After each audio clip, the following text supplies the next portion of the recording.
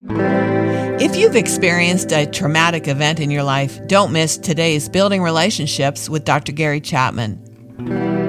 Sometimes we get so focused on our trauma and our pain and the horrific wasteland of life that we forget to look up and notice that there's life all around us and the goodness of the Lord is in the land of the living. Regardless of what trauma you've gone through, regardless of the pain you've experienced, God's goodness is still here, and we can still experience His goodness and even joy in life after trauma.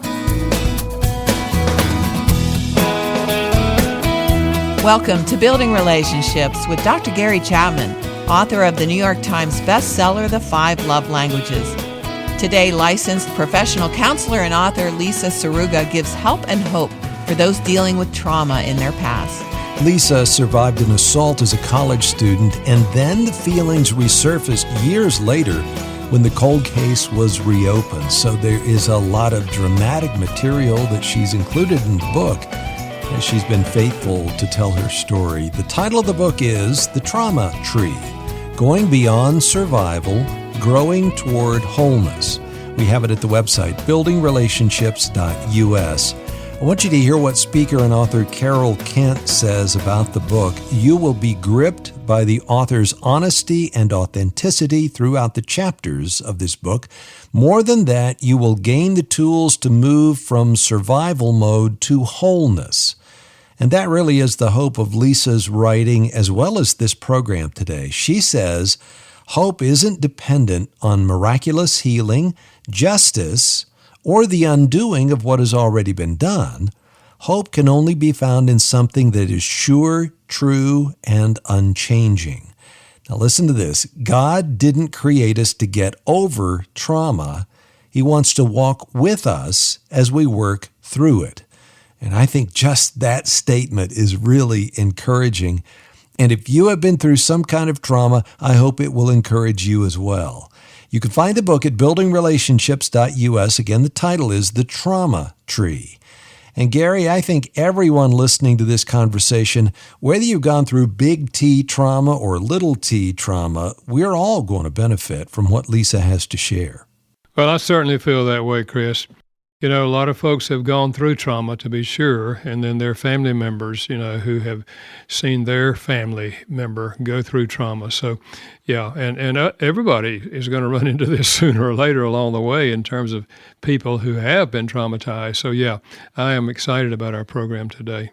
And one of the things I'm especially listening for is, okay, what do we do in the church? How do we help others who are going through this? How can we be part of their healing and wholeness? So let's meet our guest. Lisa Saruga, Saruga, is a licensed professional counselor, EMDR trauma therapist, speaker, and author.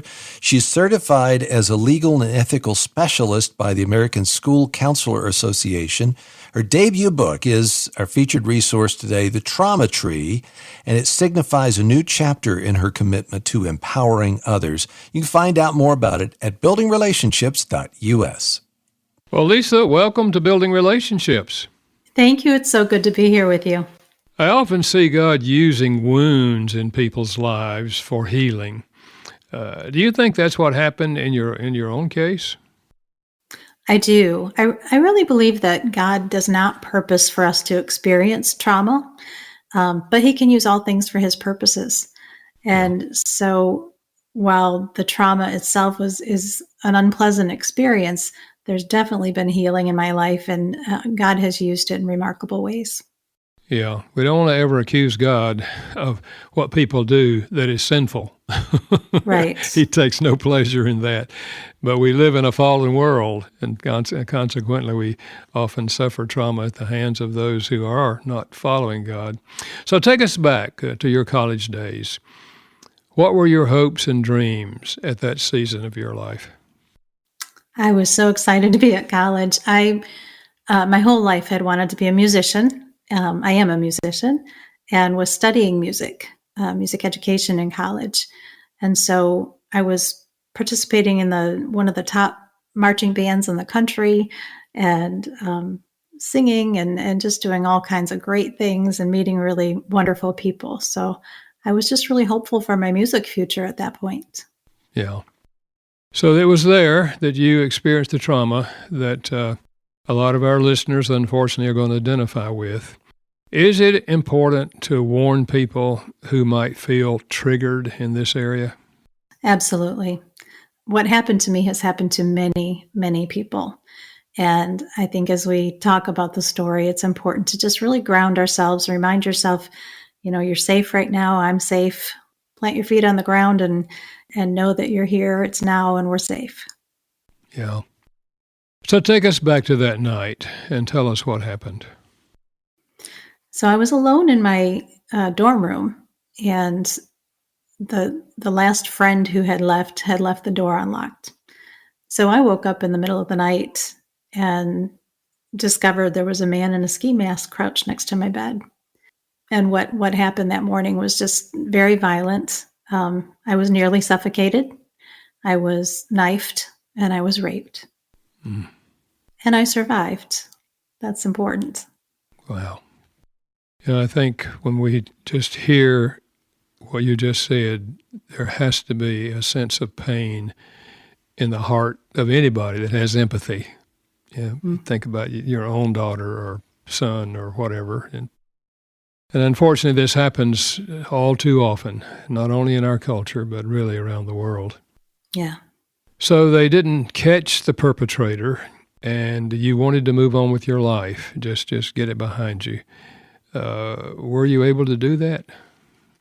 For a long time, I was. And the way I handled my trauma is very common. A lot of people who have experienced trauma don't even realize it. They kind of want to call it no big deal. And that's what I did. I just didn't want this to define me. I didn't want to talk about it. I did what I needed to do. I reported it. I went to the hospital. But then I didn't talk about it again. I just filed it away in the back of my mind and thought life was good before. I just need to pick up where we left off and continue on. The problem with that is I didn't do any counseling. I didn't do anything to help get through the processing of that trauma. Yeah. And that worked for a while. Yeah. So years later, the case was reopened. Mm-hmm. How did you respond to that?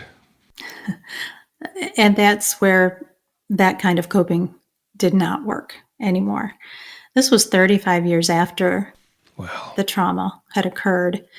I got a phone call from the police at that campus to tell me that somebody had called the police and reported the identity of the man in the ski mask from 35 years before. Mm.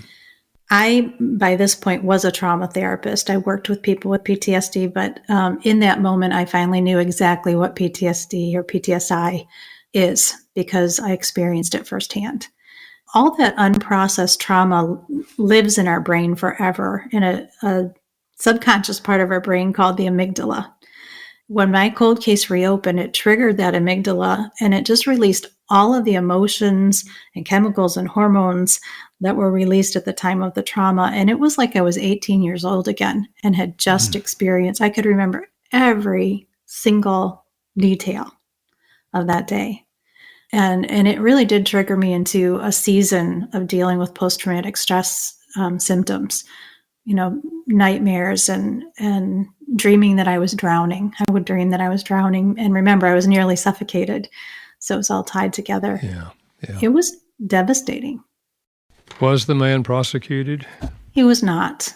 It was a long, drawn-out process before we discovered that while there's no statute of limitations in Michigan on a crime of that violent nature now, there was when it occurred. And we can't retroactively remove statutes of limitations. So basically, he hid his identity long enough that he beat the system. There had to be feelings in your heart and mind at that time about that man. Can you share what you were feeling and thinking at that juncture? I think in that moment, all the fear came back. I realized this man's still out there. He's still alive. Who knows how many people he's harmed? And I was pretty scared. And then I was notified by the Attorney General's office that there were some safety issues because this man is very violent and they thought he was looking for me. So fear was probably the dominating emotion at that time. Yeah. Well, in your book, you talk about different types of trauma that people face. You talk about some big T traumas and some little t traumas. Tell us what you mean or explain some of those. Yeah, big T trauma are the catastrophic events that we think of in life. And big T trauma is life-threatening or life-altering. It's usually a one-time occurrence. And it can include things like violent crime, severe accidents, natural disasters, loss of a child. The big catastrophic events that we think of would be big T trauma. Yeah. Little T trauma, sometimes we don't take as seriously, and it can be chronic. So I'm talking about non-life-threatening events, such as perhaps child abuse or neglect that's not life-threatening, bullying, divorce, financial difficulty. Those are traumatic events that are not life-threatening. Unfortunately, right now, the DSM-5, when we diagnose post-traumatic stress disorder, PTSD, the guidelines say you have to have experienced a big T trauma. And I think that's unfortunate because chronic little T trauma impacts the brain the exact same way a big T trauma does. So both are significant. Yeah. And I think it's important to point out what trauma is not. We overuse that word. I think of my teenage kids years ago coming home and saying lunch was horrible. I was traumatized. That's not trauma. That's drama. Yeah. Drama is much different from trauma. Yeah, yes, it is. Yeah. So do you think that you moved toward becoming a therapist because of this traumatic experience? Absolutely. Yeah. I never intended to study anything but music. And about a year after the event, I changed my major to political science and decided I was going to go into law. I wanted to be a prosecuting attorney and put men in masks behind bars. And I finished that out and I applied to law school and got in and started working in a clerkship and discovered that rapists were not going to jail. Today, only about 2.5% of rapists go to jail. Wow. And it's very quickly dawned on me that as long as there's going to be rapists out there, there's going to be a need for counselors. And so I immediately dropped out of law school and started graduate school and became a therapist.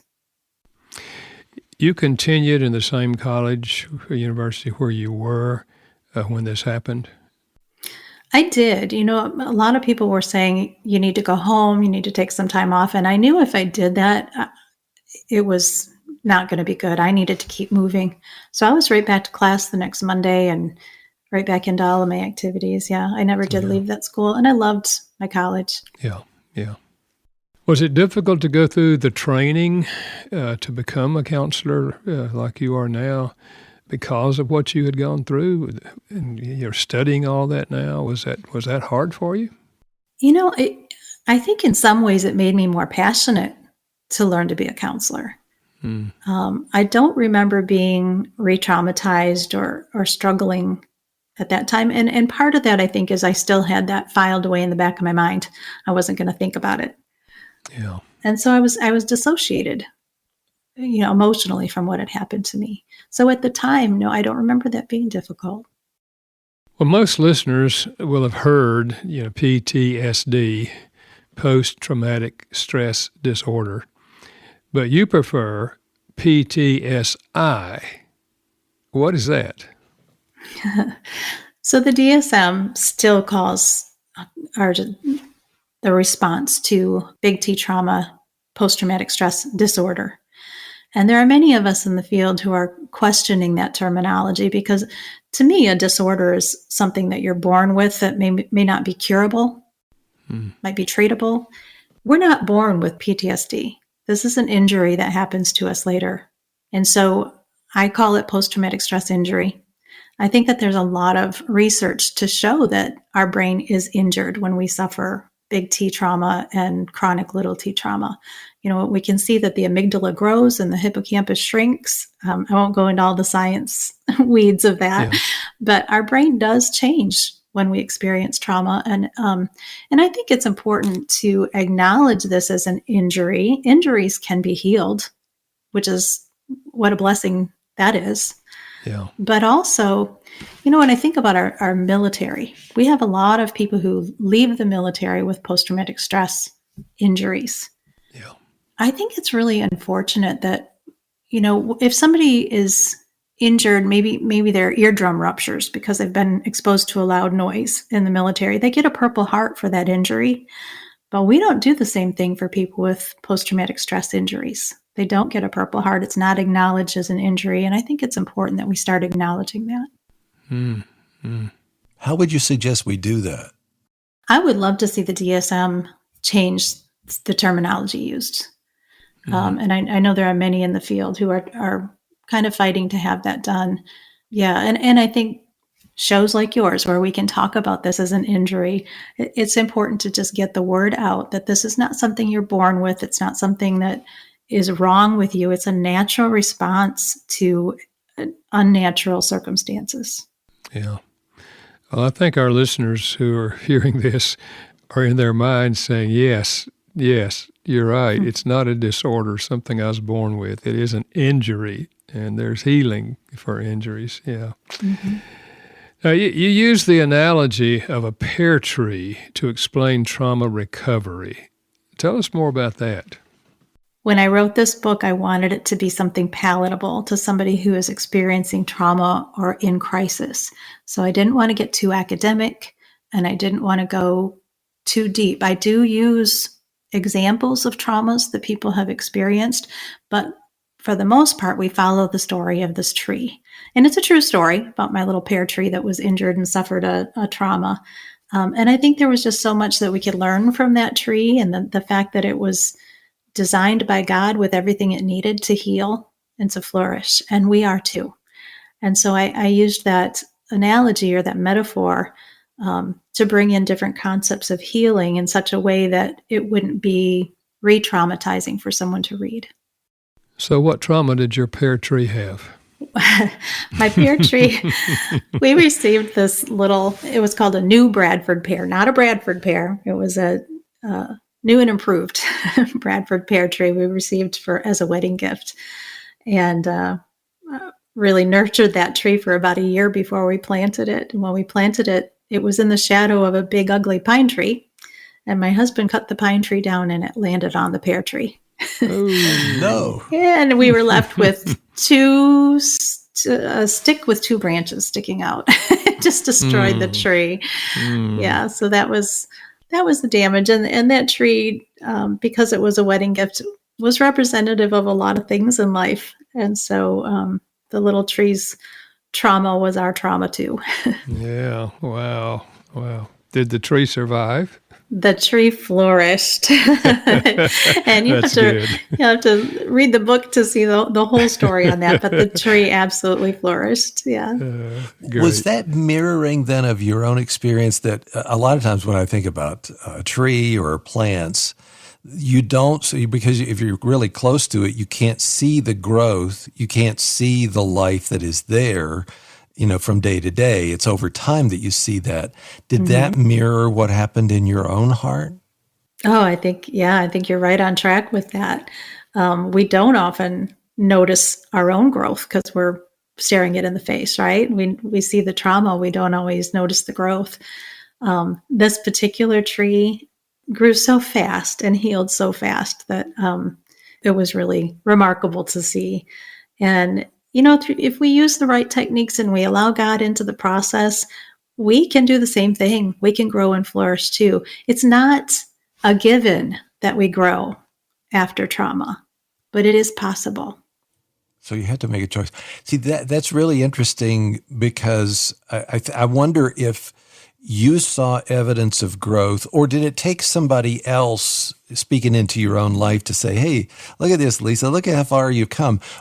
Did you feel like you moved past, let's say, the nightmares that you might have had or the feelings that came up if you saw some person in a ski mask on TV, was that part of the growth that you felt? Oh, yeah. Yeah.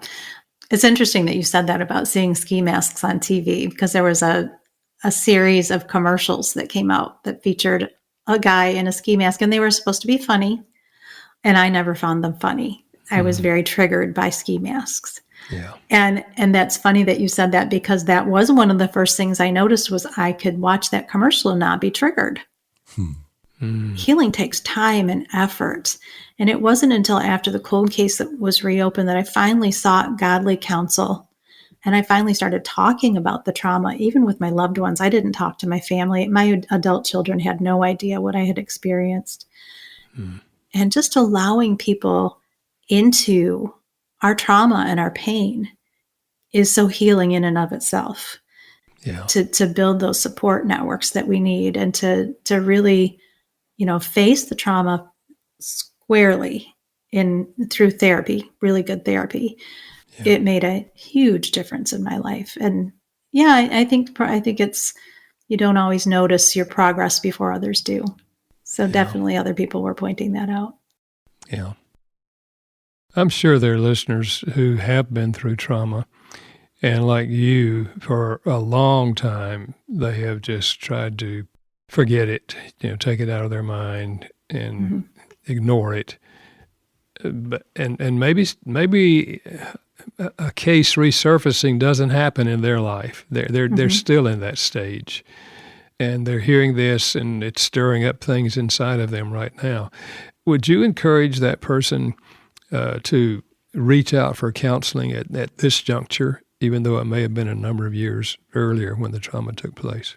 Absolutely. I think it's important to remember that trauma lives in the subconscious part of our brain, and it lives there forever. It is unchanged until we do something to address it.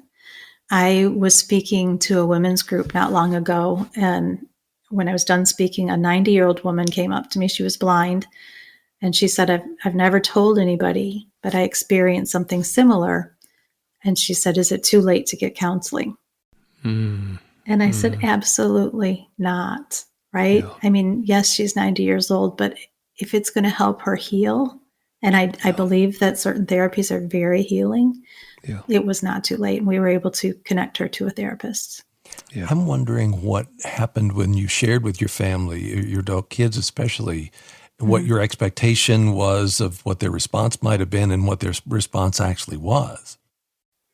I think telling people about your trauma is one of the hardest parts of experiencing trauma, because back when it happened and I had to tell my parents, it's re-traumatizing to experience their trauma, because they're going to have some secondary trauma there. Yeah. So it was scary to tell my adult kids. I had 2 adult sons at the time.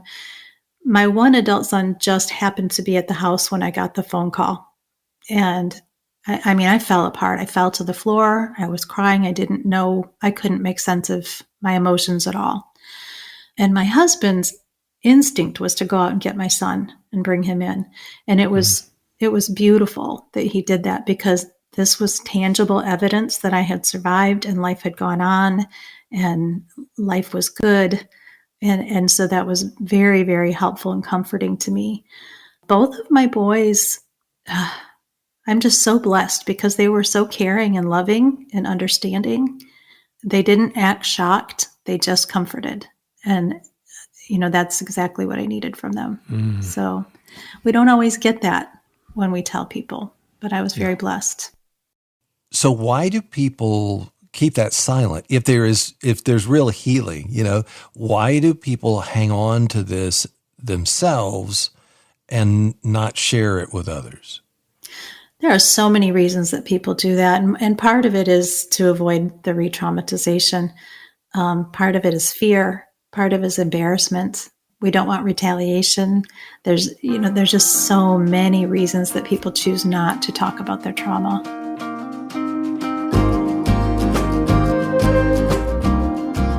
This is the Building Relationships with Dr. Gary Chapman podcast. He's the author of the New York Times bestseller, The 5 Love Languages. We're talking with author and counselor Lisa Saruga today. She's written our featured resource at 5lovelanguages.com. It's titled The Trauma Tree, Going Beyond Survival, Growing Toward Wholeness. Just go to 5lovelanguages.com. Lisa, what about the role of forgiveness in this whole thing of processing trauma? What role does forgiveness play? I think that first we need to define forgiveness, because forgiveness, I think, is very important in our healing process. But forgiveness is not the idea of saying what you did was okay. What happened to me was okay. That's not what forgiveness is. Forgiveness, I think, is more for us personally. When I forgive somebody for doing something, that means I'm not going to hold on to that pain. I'm not going to be held captive by that memory anymore. I'm letting go of that. And the reason I say that is because sometimes our trauma could be at the hands of somebody that we loved.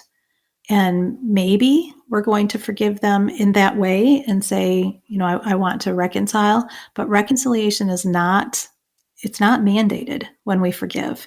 I never had a relationship with this man in the ski mask. I don't want to reconcile with him. It wouldn't be safe to, right?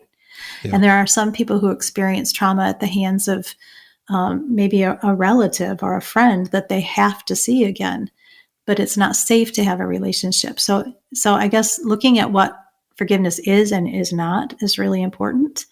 Yeah. And the other thing is, when I work with clients, I don't talk about forgiveness right out of the gate. Yeah. I don't think it needs to be the first thing that happens. I think there's a lot of healing that needs to happen. And then we can lay that down and say, okay, I'm leaving this at the foot of the cross. I'm not going to carry this with me anymore. I'm forgiving and letting go. Lisa, I often use the word release rather than forgiveness. And I'll tell you why. Releasing it to God. The scriptures say we're to forgive others in the same way God forgives us. Well, when does God forgive us? When we confess our sins. Mm-hmm. God does not forgive everybody. God forgives people who confess their sins. So that's why I prefer to use that word release, which is exactly what you're describing, is that we come to the place where they have not apologized, they've not repented, and as in your case, we have no relationship with them. So what we're doing is saying, God, you know the trauma of all of this, you know the person, where they are now in their journey, but I just want to release them to you. I want to turn them over to you and turn all my hurt over to you and just release them. It's sometimes called by other people one-sided forgiveness, which again is what you're describing. I guess I've just found the word release better, better than forgive. You understand what I'm saying? I do, and I completely agree with you. I hope it's okay to share here. God provided me an opportunity that I will just forever be grateful for, and that is I was able to meet the perpetrator. There's a documentary being filmed on my story, and as part of that, he was under surveillance for a while, and I was able to confront him. And for me, that moment of release was when I saw him. He didn't speak to me, but I was able to speak to him. I gave him a Bible, and I gave him a letter. And I talked to him about release, that I'm releasing this. This is no longer going to rule my life. Yeah. And to hand him that Bible and to feel so calm as I handed him the Bible and to see fear in his face was very healing. Not that I wanted to see fear in his face, but you know what? If he has fear, maybe he'll read that Bible. Maybe he'll find Christ and he'll find forgiveness there. But it was a release for me. Wow, absolutely. You're doing another biblical thing, and that is return good for evil. Right. I mean, you were violated in a violent way, but here you are all these years later when you had that chance to see him, you were doing something good.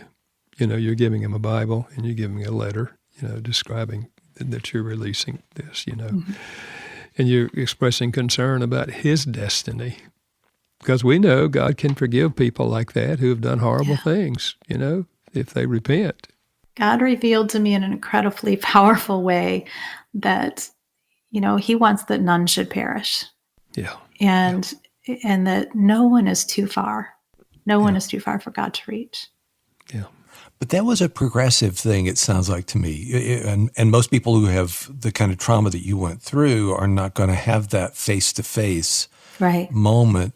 Did you release or forgive several times or over the years, or did you have to go through a process of that, choosing that each day? I think I will choose that each day for the rest of my life. I just don't think forgiveness is a one and done thing. There's always going to be something that reminds us, and then we need to let go again. Well, I'm sure that many of our listeners are feeling exactly what I'm feeling through all this. I mean, it's your story and what you just shared with us is very moving, and is demonstrating the response God wants us to have to those who treat us terribly. Well, describe the concept that you call post-traumatic growth. Yeah, there's actually been research done on post-traumatic growth. And Tedeschi and Calhoun are the researchers. And what they found was, we often hear whatever doesn't kill you makes you stronger. And unfortunately, that's not true for everybody. The study showed that about 60% of people actually grow after experience trauma. That means 40% struggle, right? And they found that there are 5 measurable components to growing after trauma. The first one is that we end up with a greater appreciation of life and we start to prioritize gratitude in life. That would be one sign of growth. The next is that relationships with others change. So some of them grow stronger, and sometimes we need to prune back some of our relationships that maybe are not healthy. The third thing is new possibilities in life. We kind of lose that fear to follow our dreams if we've grown after trauma. If we can survive this, we can survive trying other things too. The fourth thing is personal strength. And I say the sweetest byproduct of acknowledging personal strength is that we come out with optimism. And then the fifth thing, and I think this is so crucial, is that science points to God, because the fifth element that they noticed in growth is spiritual change, and that people who found that prayer and reliance on God led to healing were able to grow more through their experiences. So I think that knowing a little bit more about post-traumatic growth, maybe we'll find ways to really help that other 40% to also grow. Well, I'm glad you included that research in the book, because I think, what you just shared, I can see a person thinking through that, working through that's going to be helpful to them. Yeah. Mm-hmm. Wow. And in a lot of ways, we get back to the pear tree there too, don't we? It all goes back to the pear tree. Yeah, and the partridge that's in the pear tree at the end of the book too. I don't know.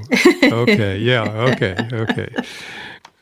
I can't imagine somebody listening to us today and not wanting to go out and buy this book. Yes. Even if they've never experienced trauma. Well, throughout the book, you highlight Psalm 27, chapter 27, verse 13. I'm going to read it.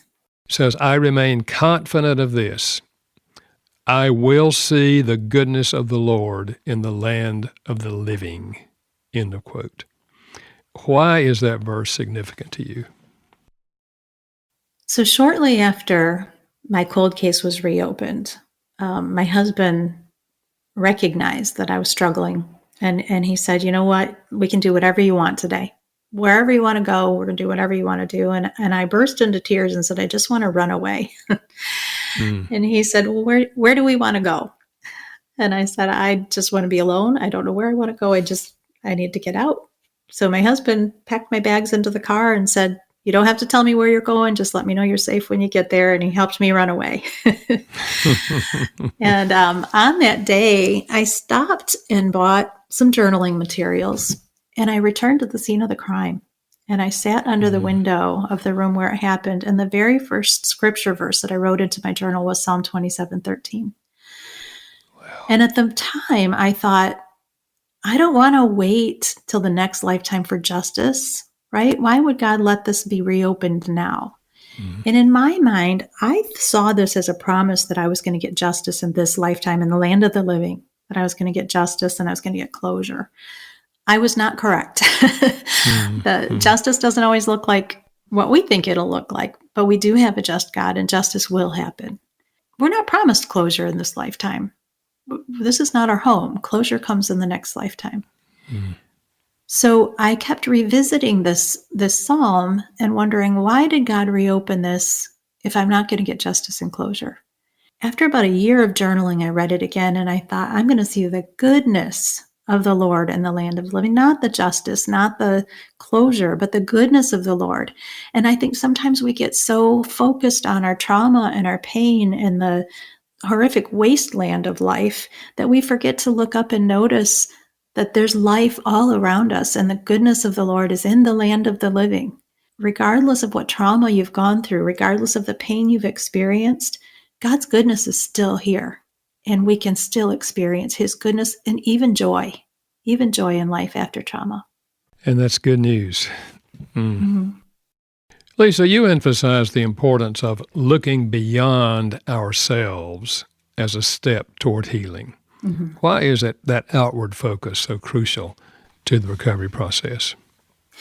I think when we experience not just trauma, but depression, anxiety, any of those darker times in life, it's kind of a natural that we focus inward. We're not feeling well, and so we're focused on how we're feeling and what's going on in our life, and in a way that's unavoidable at first. I think that's what we need to do, but eventually we need to look outside of ourselves. We need to, again, look up from the chaos and see God's goodness in life. It's very healing when we start to focus on others.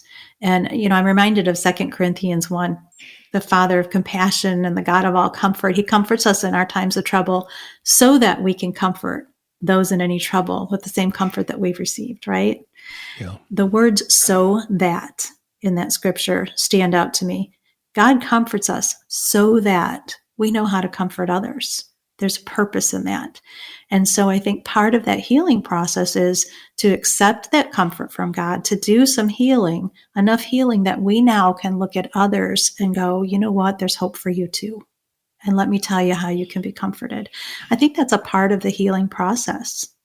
So in your connection with people over the years, which you have done in the counseling framework, I'm sure you've seen these principles that you have in the book here being, fleshed out in real life with people. Mm-hmm. What does that look like for you to be able to help others like in that context? I can say that that's been a huge part of my own healing process. It is such a blessing to be able to reach out to others who have experienced trauma and to say, there's hope, there's a future, there's still goodness in life.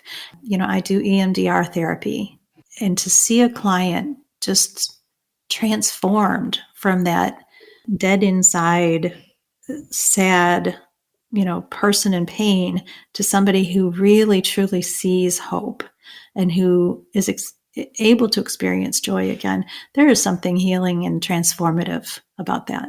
Yeah. Yeah, it's a blessing to see others heal. Yeah, absolutely. You support legislative changes concerning justice for survivors. What have been the areas of greatest concern to you in those efforts? So I mentioned that only 2.5% of rapists go to jail. And my own case, actually, it's kind of the perfect case to outline where the loops and the gaps, the loopholes and gaps in our laws are. So I took my story to Lansing, Michigan, to the state legislators, and told the story and then said, and here's why he didn't go to jail, and here's what you can do to fix these laws. That led to opportunities to go to Washington, D.C. I have met with members of Congress in D.C., and there are many little nuances in our laws that prevent us from sending rapists to jail. And some of them are at the federal level, some are at the state level, and the two kind of fight each other because of laws that kind of prohibit each other from prosecuting.